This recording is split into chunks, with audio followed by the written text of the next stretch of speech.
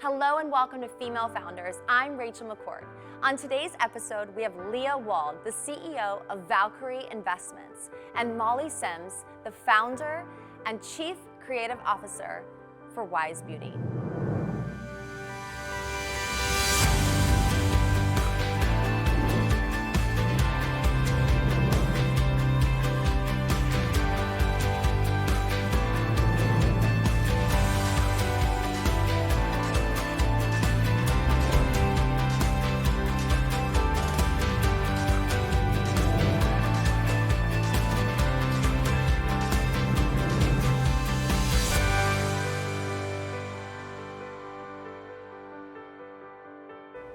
Hello and welcome. I'm Rachel McCord. Thank you so much for tuning in to Female Founders here at NASDAQ, headquartered in Times Square. This is such a special day, not only because we're here, but also because I am sitting down with Leah Wald from Valkyrie Investments. How are you? Good. Thank you so much for having me. Thank you for having me. I know as CEO of Valkyrie, you are a busy woman, so I'm really honored that you're taking time out of your schedule to help some other female entrepreneurs along the way. Anytime, anytime. You're incredible. Now, first of all, I want to know, what are we pulling you away from? I know you've got a busy schedule, so what is a day like in your life?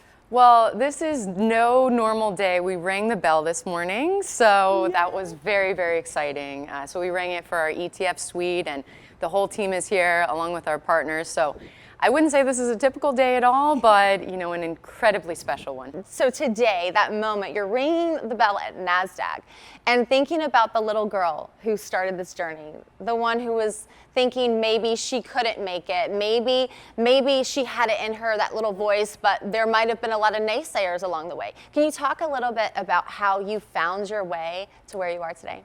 Sure, and we actually had our CSO's little daughter, and so when anyone looks at the footage, there is the most beautiful little girl that actually was on stage with us, and it was remarkable. No, I appreciate that. You know, I think no entrepreneur has an easy time. It's absolutely a struggle. No and ifs or buts. From the difficult times trying to raise capital, to the sleepless nights of even ensuring that you're doing the right thing.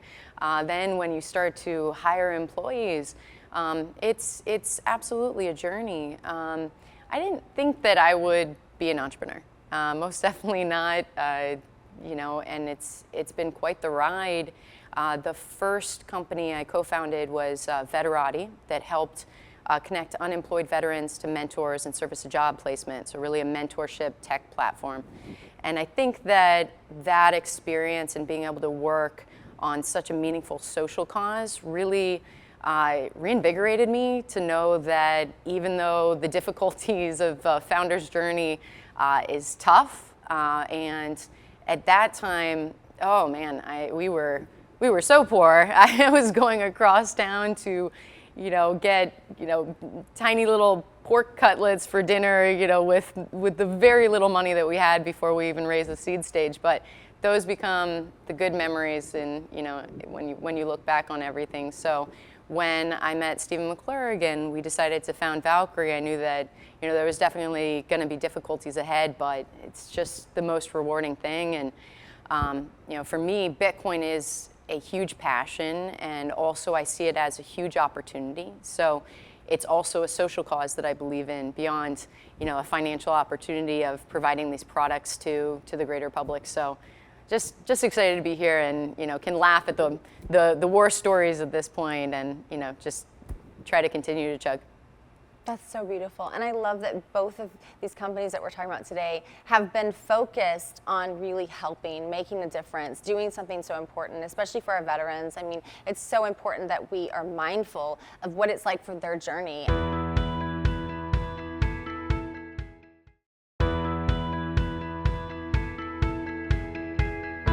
Now, I do see a big problem in Bitcoin because most people don't understand. And now EFTs, it's so confusing. So can you give a little bit of some grounding on that? Because I know for myself, I've invested in it, I've made some money, and then I've lost money because I didn't really know what I was doing. And I'm like, Rachel, you know what Warren Buffett said, do not invest in something you don't understand. But I'm like, Leah's here, maybe you can help a sister understand a little bit better. Yeah, absolutely. And I think that you're absolutely right. The difficulties right now for working in the Bitcoin industry is just education. First of all, it's not as scary as a lot of people think. You know, you're an investor as well. There's just this barrier to entry that I've found becomes more emotive than even logical sometimes. It's this barrier of fear around some of the negative stereotypes of who buys Bitcoin and the, you know, shadowy supercoders behind the scenes. And then finally, you know, there's this almost aha moment that happens of, oh, this isn't scary, this is cool, this is interesting. And also looking at examples around the world of how it's helping in El Salvador, to, you know, many other countries that have adopted Bitcoin in rural areas of, again, developing countries. I think that people finally understand that this is a force for good. So one, you can buy it very easily, and then two, you know, you're supporting this social cause and mission that actually has tangible, effects. So I think that, you know, ETFs, exchange traded funds, obviously it's an important step. So we were, you know, very honored to not only have one but three, and that provides that easy access for, you know, especially traditional finance, who's very familiar with this wrapper and the tax advantages of this type of wrapper. But obviously, you and I can also buy Bitcoin directly. And I think that all the technologies that are building infrastructure on this platform, on this technology, are making it much easier now. And so my hope and Valkyrie's hope is that little by little, everyone's going to get a little bit more comfortable and hopefully try to understand this asset class, whether they buy or not. At least the education will be moving forward, and I think that, you know, that's all we can hope for, and hopefully it, you know, it survives and thrives. But it's a journey on its own. I'd say that Bitcoin is an entrepreneur just like the rest of us. It's been going through quite its own journey. It has. So can you speak to those moments in your journey? Have you had some big learnings in those seasons of life where you really doubted yourself? You didn't know, hey, one day I'm going to be ringing a bell. I mean, if God would just tell us that, you know what I mean? Like, just let me know that one day it's going to work. In those moments when you're like, I'm failing at everything and mascara is everywhere. And like, why was today the one day in a week I wore mascara? I don't know. It always happens that way. Absolutely. But can you speak to those moments? Like, have you had some learnings in those difficult moments that you could share with our listeners?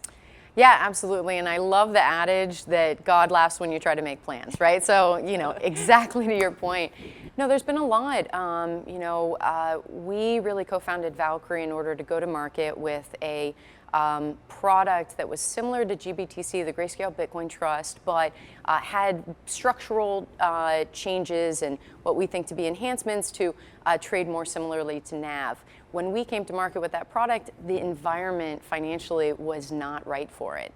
So we had to very quickly actually start to transition and listen to the market of, well, what is actually desired, and that's when we started launching different products. But when we did finally come to market with this one product that we thought was going to be the right one for the market that was asked for, we learned very quickly that actually we need to pivot quite quickly.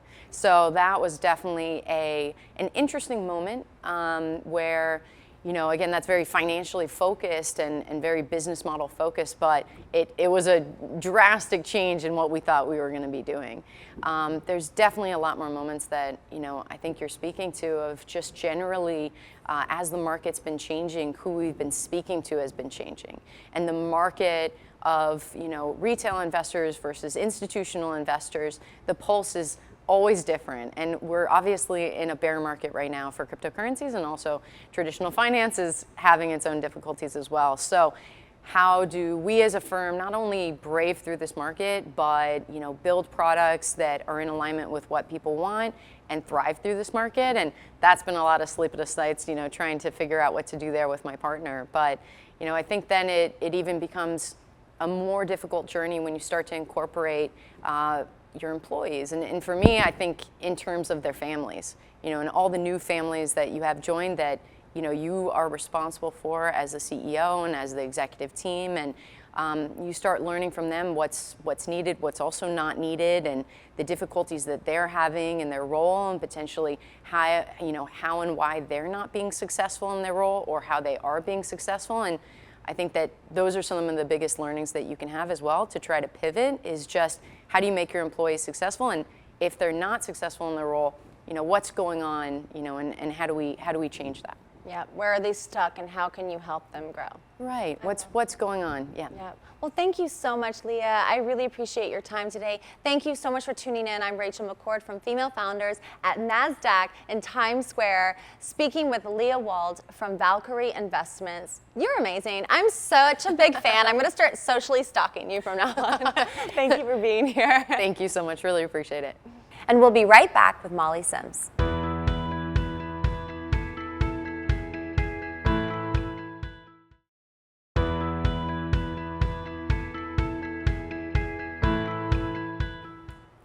And we're back with Molly Sims, founder and chief creative officer for Wise Beauty. Hello and welcome. How are you? I'm so good. It is such an honor to have you here. I've loved you forever. I mean, model, actress, philanthropist, founder. I feel like a cat. I had like 9 lives, literally. You've done it all. I mean, it's just so incredible. I'm so inspired. I'm so excited about this product. I mean, you look absolutely stunning. So I'm like, I need all of the goods. Can you tell me what inspired you to build this brand? I mean, I've always had a love of beauty. My mom loved beauty. I think I'm from Murray, Kentucky. I went to Vanderbilt University. In between my sophomore and junior year, I'm like, I'm just going to take 1 semester off. I ended up living in Europe off and on for almost 7 years. And I think from there, like, I just learned about self-care and taking care of yourself. And I always joke, like, I learned to be cool and edgy and dress in London, and then I learned to be elegant and chic and while living in Paris. And I have to say, I never met a French pharmacy that I did not love. But I think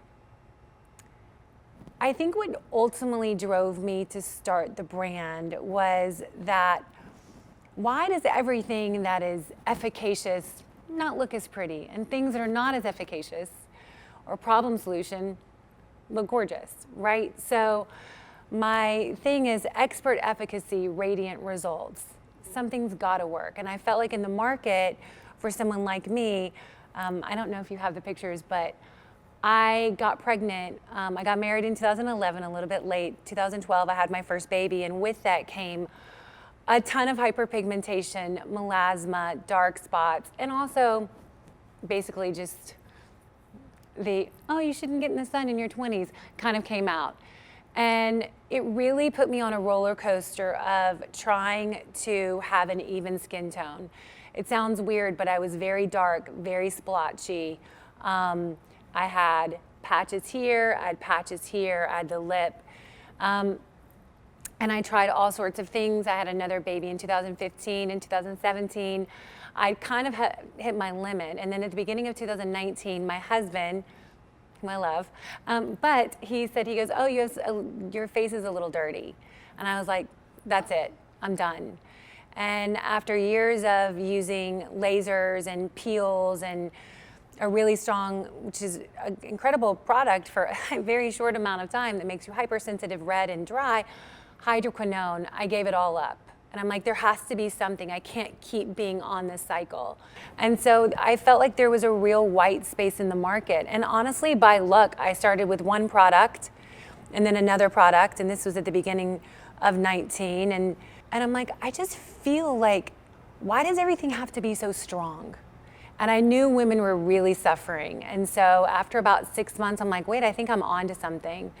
And so that is how Wise was born 3 years ago. But I really wanted a problem solution, hero driven brand, meaning products that work, that are easy. It's great, I can get rid of your spots, but at the same time you'll be red, you'll be dry because it's so strong. So the balance of when you're trying to brighten, and everybody always thinks that the makeup is what it comes from your glow. Your glow comes from your skincare. And a lot of women are either too harsh or they don't exfoliate enough. And so it's a brightening line. It's called Wise. It's very fun. We leaned into, I feel that women want to look good. They want to know what to do, how to do it.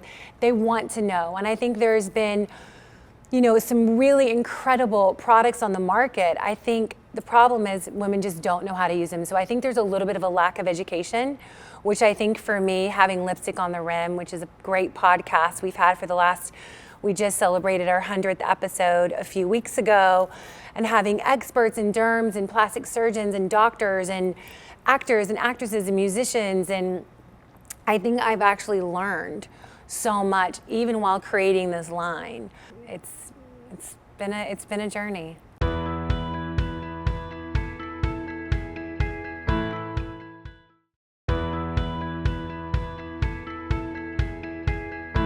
I really respect you as a female founder, spending so much time thinking about your product, because I think so many times, whether we're moms, we're single, we're on our journey and we're trying to figure out what we're doing, so many times we know we want to be an entrepreneur, but we don't know what we want to do. And I think we spend a lot of time thinking, I want to be an entrepreneur, but you've spent a lot of time thinking about the product. I spent a lot of time thinking about the products, thinking about the solution. The problem solver. The problem solver, exactly. Well, if you look at the morning cocktail, and all of them, most of my products are after drinking. Don't judge me. But the morning cocktail is really, it's an incredible product. It's 3 forms of stabilized vitamin C, which was really incredible about it.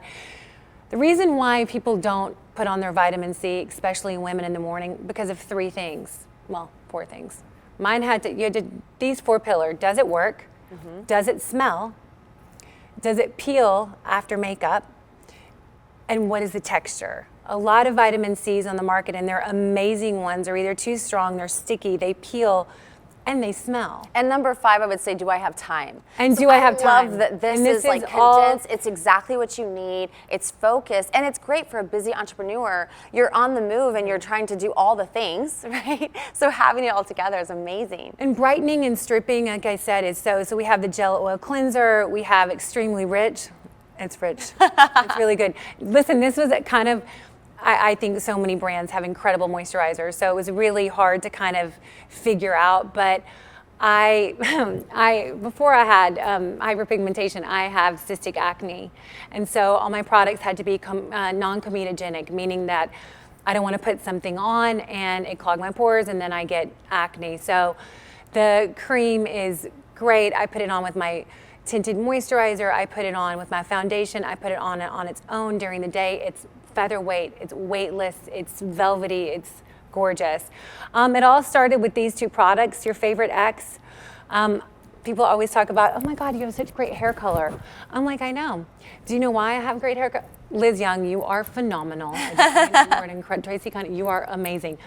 But it's because they make me exfoliate before they do my color, and that's where this was kind of born. Your favorite X, everybody has a favorite X. I'm not gonna tell you who. But these pads you can use every day. They take off all the dead skin.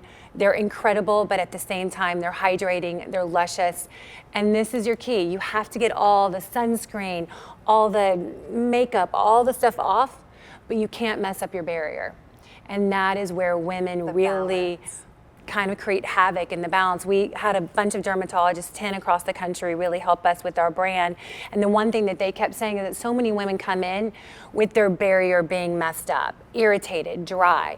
And so having that sense of balance, but just like your hair, you have to exfoliate.